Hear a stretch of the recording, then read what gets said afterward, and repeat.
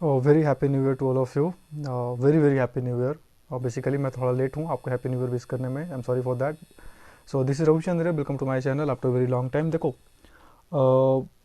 आज मैं आपको बताने वाला हूँ एक ऐसे टॉपिक पे जिसको आपको सुन के काफ़ी अच्छा लगेगा। एक ऐसा मोमेंट हमारे देश के लिए जिसपे हर एक इंडियन को काफ़ी प्राउड होता है, चाहे आप किसी भी बैकग्राउंड से हो। If you are an Indian you will feel definitely proud moment for you, क्योंकि भारत ने लॉन्च कर दी अपनी 40वीं अंटार्कटिका एक्सपीडिशन कोविड 19 के बीच में। मतलब हम आज भी कोविड से जूझ रहे हैं, काफ़ी टाइम से जूझ रहे हैं, साल होने वाले हैं।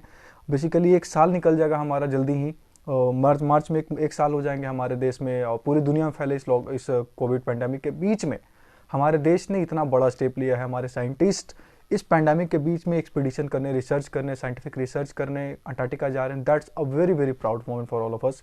सो big, a very very big applaud for them, a big salute to them from me. And I hope आप सबको काफ़ी अच्छा लगेगा ये जान के कि भारत ने 40वीं अपनी इंडियन साइंटिफिक एक्सपीडिशन अंटार्कटिका के लिए लॉन्च कर दी है। बिना समय खराब के मैं आपको पूरी पूरी टॉपिक क्या है मैं आपको बताता हूँ। So welcome and let's start the topic. This is Ravi. Okay, देखो हुआ क्या है, कल कल की बात है। कल न्यूज़, यानी कि आज मैं वीडियो 6 तारीख को बना रहा हूँ, 5 तारीख की बात है, 5 जनवरी 2021 की, जब भारत ने गोवा के मर्मा गोवा पोर्ट से अपनी 40वीं अंटार्कटिका साइंटिफिक एक्सपीडिशन को लॉन्च किया है। कहने का मतलब कि हमारे मेंबर्स जाएंगे, हमारे साइंटिस्ट जाएंगे, अंटार्कटिका में जाएंगे और वहाँ पर रिसर्च करेंगे। जो रिसर्च रिज्यूम पॉज हो गया था उसको रिज्यूम करेंगे। The most important thing is what, इस पैंडेमिक के बीच में आपको लग रहा है कि आप घर पे बैठे हैं, लोग घर पे बैठे हैं और पैंडेमिक चलो हो गया है, बस इंडिया के कुछ एरियाज में फैले, दुनिया के कुछ एरियाज में नहीं। अंटार्कटिका दुनिया से काफी दूर अलग थलग पड़ा है कॉन्टिनेंट, अपने आप में कॉन्टिनेंट है, दुनिया का 5वां सबसे बड़ा कॉन्टिनेंट। अभी मैं बताऊंगा आपको एनसीपीओआर के वेबसाइट पे जाके कि क्या है अंटार्कटिका के, भारत क्या उसका ट्रीटी क्या है डॉल। इसके बावजूद हमारा एक्सपीडिशन जाना वहां पे, that's a very moment, proud moment for all of us, you know. So start, देखो क्या है ना कि इसके अलावा ये तो जाएंगे अपनी जो साइंटिफिक रिसर्च करेंगे, अपना जो इनका कॉन्सेप्ट है वो वहाँ करेंगे ही। इसके अलावा जो हमारे मेंबर्स ऑलरेडी वहाँ पे हैं, 15 महीनों से जो 48 मेंबर्स हमारे वहाँ पे इस हार्श विंटर में वहाँ पे थे, उनको हम वापस वहाँ से रिलीव करने वाले हैं। तो it's going to be the humanitarian responsibility of this crew जो जा रहा है हमारा।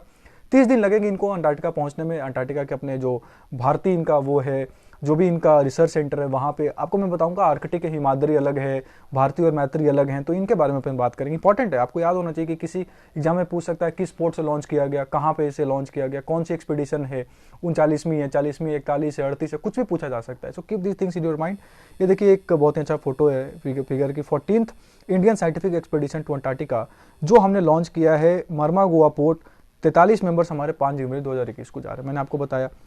अब मैं आपको बताता हूँ कि इंडिया के 2 पोलर कॉन्टिनेंट जो हमारे स्टेशन है अंटार्कटिका के पोलर कॉन्टिनेंट्स में, वहाँ पे 2 एक्सपीडिशन सेंटर्स हैं जहाँ पे हमारे मेंबर्स रहते हैं, रिसर्च करते हैं, वो सब वगैरह वगैरह सारी चीज़ें करती हैं वहाँ पे। एक का नाम है मैत्री, दूसरे का नाम है Bharti.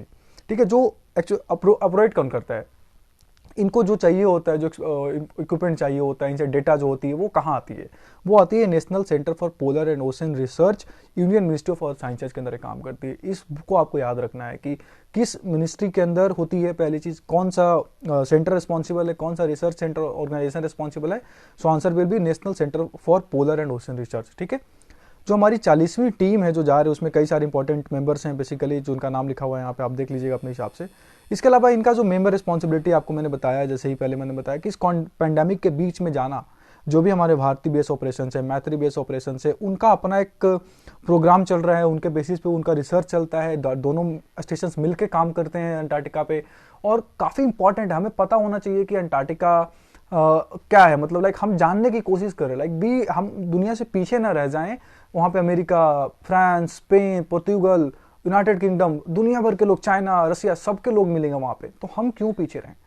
Y we should be in a position जहाँ पे हम ये नहीं देख पाए कि क्यों, लाइक यू नो, क्या रिसर्च हो रहा है वहाँ पे, क्या कैसे आइस मेल्टिंग हो रही, climate change, environmental concern, there are lots of things that are related with that. तो हम उसको सॉरी उसको जानने की हम कोशिश कर रहे हैं काफ़ी हद तक। ठीक है, आगे हम बात करते हैं कि ऑब्जेक्टिव क्या होगा। देखो, जो 40th साइंटिफिक एक्सपीडिशन की फोकस होगी बेसिकली वो होगा कि जो भी हमारा साइंटिफिक प्रोजेक्ट्स जियोलॉजी पे चल रहा है, अर्थ से रिलेटेड, अर्थ साइंसेस से रिलेटेड जो जियोलॉजी है, उसके अलावा climate change, electric magnetic flux measurements, ocean observations, environmental monitoring, इसके अलावा सप्लाई, फूड, जो भी और भी सारी चीज़ें जो विंटर क्रू हमारी थी उसको वहाँ पे प्रोवाइड करके उनको वहाँ से रिलीव करना। So basically it's a hand over task कि आप जाओ, अपनी रिस्पॉन्सिबिलिटी लो और उनको वहाँ से रिलीव करो और सारी चीज़ें जो हो रही है, climate changes, environmental changes, geology, how the things are going in the world, कैसे चीज़ें बदल रही है, इन सब के ऊपर स्टडी करना है।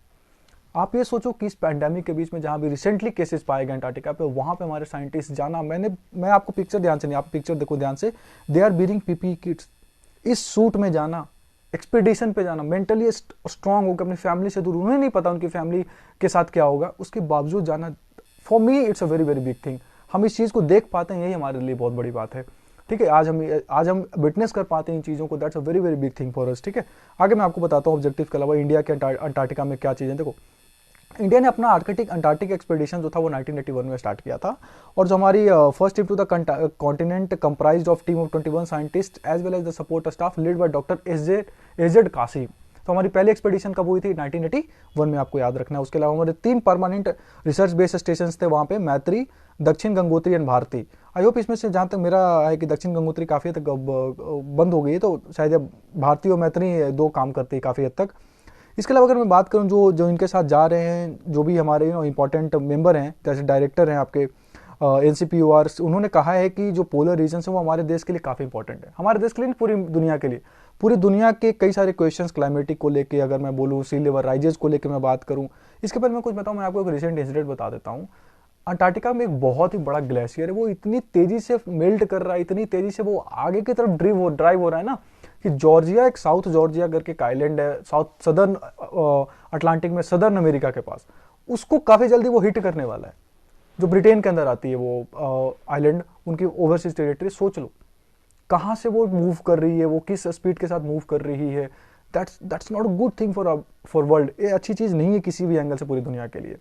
ठीक है, तो उन्होंने बोला कि जो बैकग्राउंड है एरोसोल पार्टिकल्स के, जो भी हमारे प्रॉपर्टीज़ हैं, ice cover, Antarctica hedge, ozone concentration, आपको पता हो ओजोन कंसंट्रेशन बहुत इंपॉर्टेंट है, ओजोन लेयर की जो परत है वो अंटार्कटिका के ऊपर ही काफ़ी हद तक पतली होती जा रही है, जिसके कारण अंटार्कटिका के जो आइस मेल्टिंग की जो रेट है वो काफ़ी हद तक इंक्रीज हो गई। आप सोचो, आइस अगर मेल्ट होना स्टार्ट हो जाए, जिस रेट से मेल्ट हो, उसमें और अगर इंक्रीज हो जाए, हिमालय की आइस, जिसको हम लोग बोलते हैं थर्ड पोल, आर्कटिक की ऑलरेडी पिघल रही है काफ़ी है, तो उसके लिए भी एक्सपेडिशन मोज़ैक मिशन चल रहा है। एक्स्ट्रा इन्फॉर्मेशन देना आपको याद होना चाहिए, आर्कटिक काउंसिल उसके लिए रिस्पॉन्सिबल है काफ़ी हद तक। अंटार्कटिका में एक्सपेडिशन चल रहा है, अंटार्कटिका की आइसेस मेल्ट हो रही है। सोचो, ये तीनों पोल, नॉर्थ पोल, साउथ पोल और जो थर्ड पोल है, जो बताया मैंने आपको हिमालयन रीजन, अगर इनका आइस मेल्ट होना स्टार्ट हो जाए तो क्या होगा? 7500 किलोमीटर की हमारी कोस्ट लाइन है, इसमें से मुझे जहाँ तक पता है कि 1/3 तो हम ऐसे ही लॉस कर देंगे, वो डूब जाएंगे। हमारे इंपॉर्टेंट पोर्ट्स डूब जाएंगे। मालदीव, इंडोनेशिया की राजधानी देखो जकार्ता, उनको शिफ्ट करनी पड़ी कालीमंतान आइलैंड पे जाके, बोर्नियो आइलैंड पे, if I am not wrong, if I am saying Kalimantan करके कुछ जगह उनको किया वहाँ पे। तो ये सब क्या है? फ्लड्स आएंगे, पूरी की पूरी नेचुरल हेजार्ड्स फैल जाएगी पूरी दुनिया में। ठीक है, इसके अलावा कई सारे और भी इंपॉर्टेंट प्रॉब्लम्स है, जो ह्यूमन लाइफ वेलबींग को कैसे हम मिटिगेट करें, कैसे उन चीज़ों को फाइंड आउट करेंगे। उसके अलावा मैं आपसे बात करूं कि हमारे जो भी उसके अलावा जो भी हमारे काफ़ी हद तक यूनिक एक्सपेडिशंस हमारे वहाँ पे, जो रिसर्च हमारे चल रहे हैं, उसको हम किसी भी तरीके से ख़त्म नहीं होने देना है। ठीक है, लाइफ सपोर्ट सिस्टम वगैरह वगैरह चीज़ों को मेंटेन करके हम चलेंगे। देखो, ministry of environment science, government of India का एक बहुत ही अच्छा ट्वीट है, जहाँ पर उन्होंने बोला है, congratulations to NCOR go on launching the 40th scientific expedition to Antarctica, the chartered ice class vehicle MV Vasily Golovnin. ये आपको नाम याद रखने की जरूरत नहीं, बट मे भी किसी एग्जाम में पूछ सकते, KBC में पूछ दे, कौन जाने। MV Vasily Golovin, which will make the expedition journey will be flagged off from the Goa on January 5. We reach Antarctica in 30 days. That's a good thing for us. मैं आपको बताता हूँ NCPOR का एक वेबसाइट से आपको जाके मैं डायरेक्ट, जो कि देखो आप यहाँ पे वेट देखिए, हम यहाँ NCPOR के वेबसाइट पे हैं। NCPOR जो national centre for polar and ocean research है, जो ministry of earth sciences government of India के अंदर काम करती है, इनका एक बहुत अच्छा अंटार्कटिका ट्रीटी सिस्टम है। या पढ़ो ध्यान से, मैं आपको बताता हूँ क्या है the primary purpose of the Antarctica treaty. देखो, काफी हद तक अंटार्कटिका के ऊपर कोई ट्रीटी नहीं बनी थी, लोग जानते ही नहीं थे कि अंटार्कटिका पे हम कभी जा भी पाएंगे, हम वहां तक पहुंच भी पाएंगे। दुनिया की 5वीं सबसे बड़ी वो हमारे लैंड है, वो कॉन्टिनेंट है। उसके अलावा दुनिया की सबसे बड़ी आबादी हमारी वहां पे, आबादी नहीं, आई थिंक, एक second, I am sorry for that. हाँ, so here we are. So NCPOR, जैसे मैं बात कर रहा था, NCPOR जो national centre for polar and ocean research है, उन्होंने बताया है अंटार्कटिका ट्रीटी सिस्टम की। मैं उसके वेबसाइट पे हूँ डायरेक्ट, आप देखो। The primary purpose of the Antarctica treaty is to ensure in the interest of all mankind that Antarctica shall continue forward to be used exclusively for peaceful purposes and shall not become the scene or object of international discord. ये बहुत important line है। Antarctica treaty system क्या कहती है कि हम Antarctica को peaceful purposes के लिए यूज करेंगे। हम उसको इस तरीके से यूज नहीं करेंगे जैसे कि स्पेस रेस हो गई ना, अभी तक स्पेस मिलिटराइजेशन, स्पेस वेपनाइजेशन के ऊपर बात हो रही है, सारी दुनिया स्पेस के पीछे लगी पड़ी है, वो हमें नहीं करना। अंटार्कटिका हमारे दुनिया के लिए बहुत इंपॉर्टेंट स्पेस है, उसको अगर हम खराब नहीं कर उसको अगर हम खराब करेंगे तो we just lost our humanity. So वो चीज़ हमें नहीं करनी है, हमें अपनी ह्यूमैनिटी लॉस नहीं करनी। इन चीज़ों को ध्यान में रखना है आपको। काफ़ी समय तक अंटार्कटिका ट्रीटी सिस्टम एग्जिस्ट ही नहीं करती थी, काफ़ी आज भी कोई अंटार्कटिका ट्रीटी सिस्टम कोई बहुत स्पेसिफिक अंटार्कटिका ट्रीटी सिस्टम आज भी नहीं है। आर्कटिक जैसा है वैसा नहीं है। क्यों? आर्कटिक पे एक्सपीडिशंस होते ही रहते हैं, आर्कटिक के एक्सपीडिशंस लोग पहुंच जाते हैं इजीली।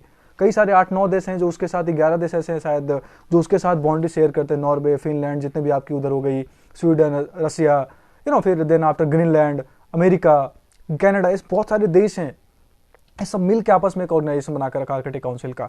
सो आर्कटिक ट्रीटी सिस्टम एग्जिस्ट करती है काफ़ी टाइम से, लेकिन अंटार्कटिका ट्रीटी सिस्टम का कहना यह है कि हम उसको मिलिट्री नेचर का नहीं बनाएंगे, उसको बिल्कुल रोकेंगे मिलिट्री नेचर का, मिलिट्री पर्सनल से हम रोकेंगे। वहाँ पे साइंटिफिक रिसर्च के लिए अवेलेबल, आप साइंटिफिक रिसर्च के लिए कॉपरेट करिए।